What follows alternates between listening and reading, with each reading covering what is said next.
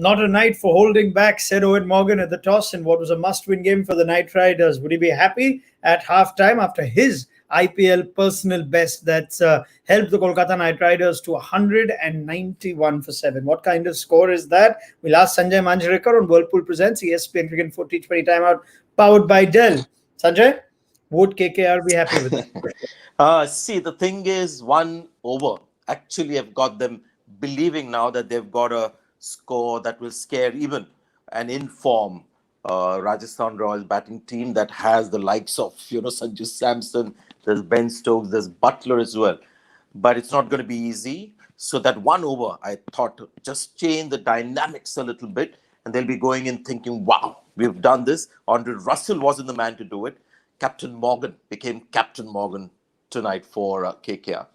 It does beg the question of just Owen Morgan can have such a big impact if he had placed 30 to 35 balls. We've had this conversation right through the tournament. When should Morgan come out? When should he take control? As it turns out, they still sent in Sunil Narayan ahead of him. It was a brief innings, which in some way, would you say, turned out to be to the advantage of KKR, that Morgan walked in the 10th over and had enough time to have an innings of significant impact? See, the thing with Sunil Narayan is you can actually, send him up the order because he's not going to consume too many balls and, kill the game for you. So it's something that they've done in the last 3-4 matches. He's come in at number 3, taken the spinners on and done quite well. When he doesn't succeed, he's quickly back in the dressing room. So yes, it was good for Morgan to come in, and his form has been scratchy. We've seen some terrific innings, but he's not been hitting the ball right from the middle of the bat every time he's come out to bat. So he needed some time, and I thought Shreyas Gopal got him going with some short balls. And then in the end, you saw why Morgan gets rated so highly in English cricket as a T20 player. But I would have still liked to see Andre Russell, come before Dinesh Karthik, purely because Russell needed some time. He batted the way he would have done maybe, had he come earlier as well. But maybe that could have been something they could have done, Andre Russell ahead. But 190 is something they would be very happy with. Yeah, but I'll come to the Russell innings too. But just those last 3 balls of that innings, I remember a game earlier on where you were keen on seeing who should take strike in a KKR game itself. Now, Owen Morgan took it upon him to keep strike for the last 3 balls. 2 of them are a dot, and the last ball is 6. It ends up being an over of 9. Would you take that as a result, or would you say no, you just run in the last over? No, sorry, come again. I didn't get that. You're talking about the penalty or the last 3 balls? The last three balls, yeah. Was Owen Morgan turning down the single to retain strike. Yeah. You ended up consuming 2 dot balls, but you hit the last ball for 6. So is that the right thing to do? Yes, because when you're looking at who are you batting with, you've got to back yourself as the man in to do that, and with the kind of hitting form that he had.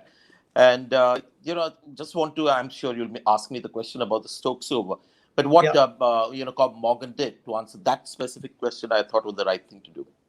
All right, let's go to that Stokes over then. You could see that on certain nights he is called upon to bowl more than you can initially anticipate. The last game was one such game. Sanjay Shreyas Gopal bowled just one. Today Stokes had to bowl, and it seemed like the horrors of Ben Stokes bowling at the death in a T20 game had returned. And a crucial T20 game, that is something you've got to feel for him, because this guy is giving his heart and soul now. In the IPL, there have been a couple of terrific innings that he's played. Look at his fielding as well. Some catches and his commitment in the deep, and then coming into bowl. The troublesome overs. Now he's got to come and open the innings as well. I saw the first over that he bowled to Tripathi, and there were normal leg balls. In the last ball, he felt that obligation to make a change, the variation that I'm talking about the whole season. He bowled a short ball that was pulled for a 6. By Tripathi. He conceded 11 in the first over. When he came around the second time, he had to rely a little more on variation because he's not Jofra Archer to keep hitting the length, or Tyagi as well, who I thought bowled superbly, but at least they've got pace to keep hitting the length. Stokes can't do that. So he had to make the variation. But again, this is an evidence of somehow this IPL, not for bowlers who vary a lot, because it's almost like the batsmen are now so efficient at expecting the variation and then executing those shots. You look at Ben Stokes, and most people in the cricket would rate him as a world-class all-rounder in Test matches, perhaps even in ODIs. What stops Stokes from being a world-class all-rounder in T20? I'm sure it's the bowling, but what about the bowling stops him from being this undisputed all-rounder in every format? Underrated Test all-rounder?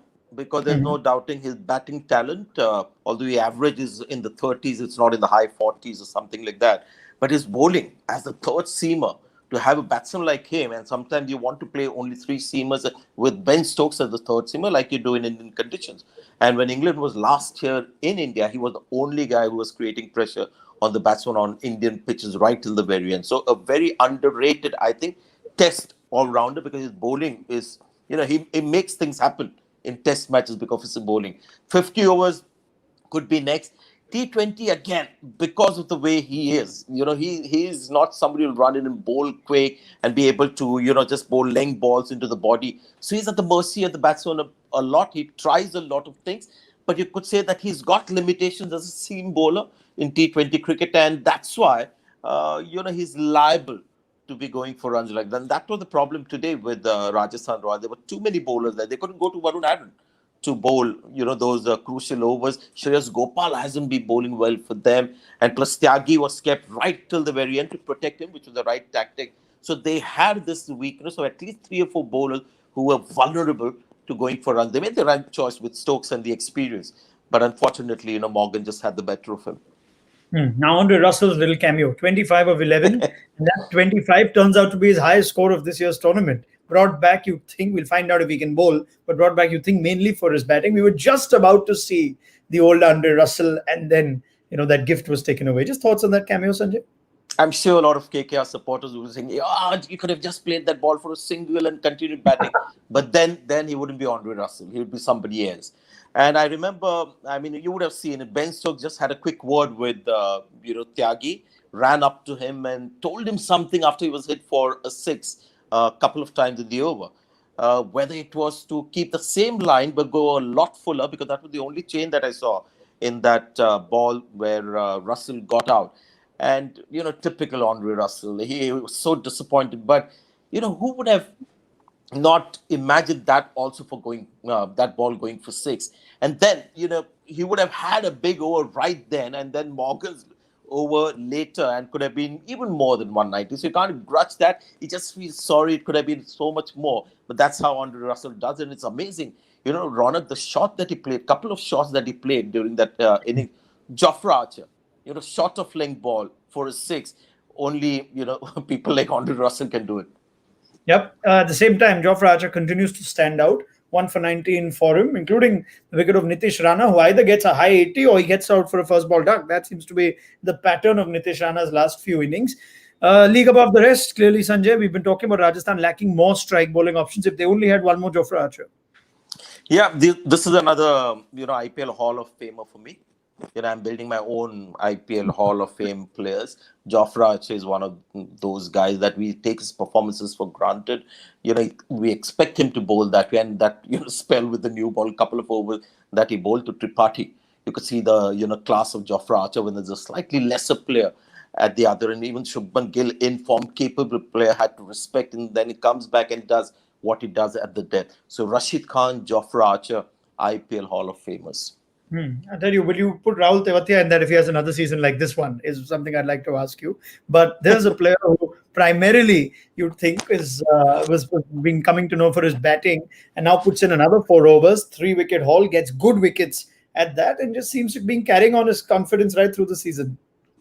Yeah, it's something that I tweeted about, and this is a real human story of a sportsman who had that one evening where he was on the brink of becoming the most hated man, in Rajasthan for playing that kind of an inning. I doubt whether he would have got another IPL game, and then everything turned around. But what's great about Tewatia is that confidence that is derived from that performance. It's amazing that he's just continued that confidence, and he's become now such an all-round utility player to the extent that he's now out bowling Shreyas Gopal on sheer confidence. If you watch Shreyas Gopal, the way he's bowling in the last few matches, the length has been on the shorter side because he's a little wary of batsmen hitting him. And the thing about T20, and such a cruel sport for bowlers with these short boundaries and those banners coming in further to make their life even more miserable, that if you're bowling to escape punishment, you get more of it. Yeah. That is what is happening with Gopal and Tewatia, flighting that ball even after being hit for a six by Morgan, just keeping it right there. just show the sheer confidence that this man has. And I just love the way that he's carried his form through a long season of the IPL. Like, that's when a team really benefits from a player. Who's to say it's done? What if Tewatia has one last swan song with the bat? Now, we've seen 4 good overs of spin from Tewatia, 3 not so productive overs of spin from Shreyas Gopal. KKR have 8 overs of spin, which you think is one of their biggest weapons. Sanjay and Varun Chakravarti and Sunil Narayan. Looking at what you're seeing of conditions, will their overs be crucial? Is there dew that's becoming such a big part of these second innings in the night games? See, the thing with Rajasthan Royals is now you look at the batting order.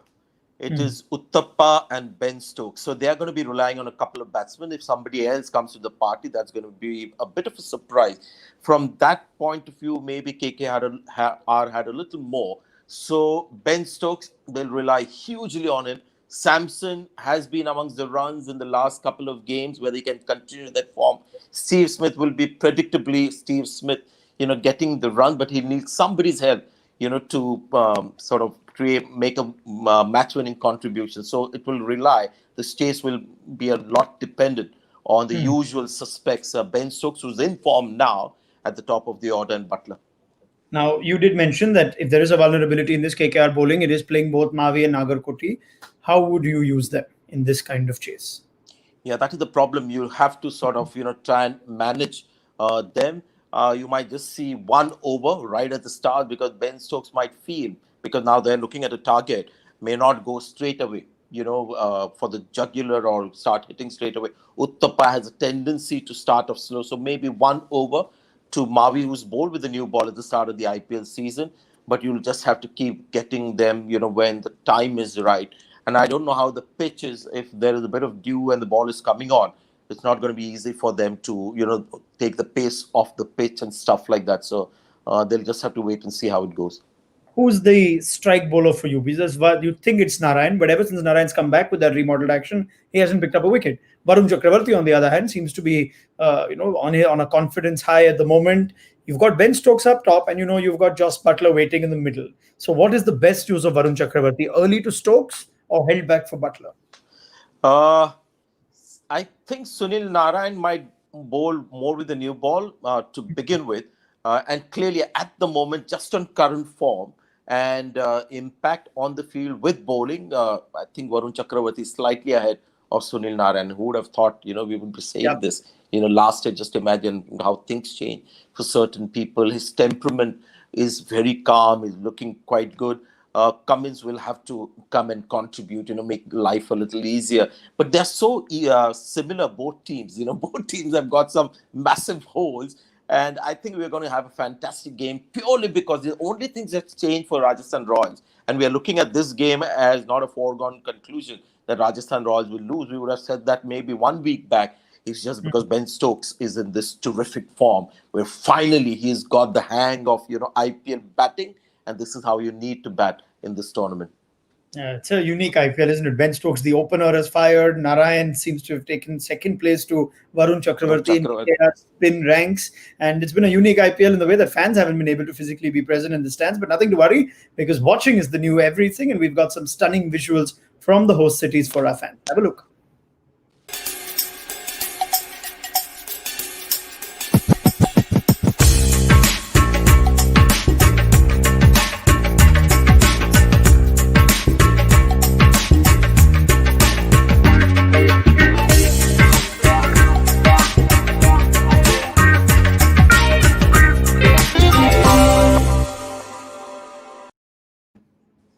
Tell you what, some stunning visuals. The players, unfortunately, may not have access to all of the UAE because of the restrictions in the bio bubble. But Sanjay Manjrekar, you've enjoyed your time in the UAE, haven't you, over the years, playing for India and traveling there as a broadcaster?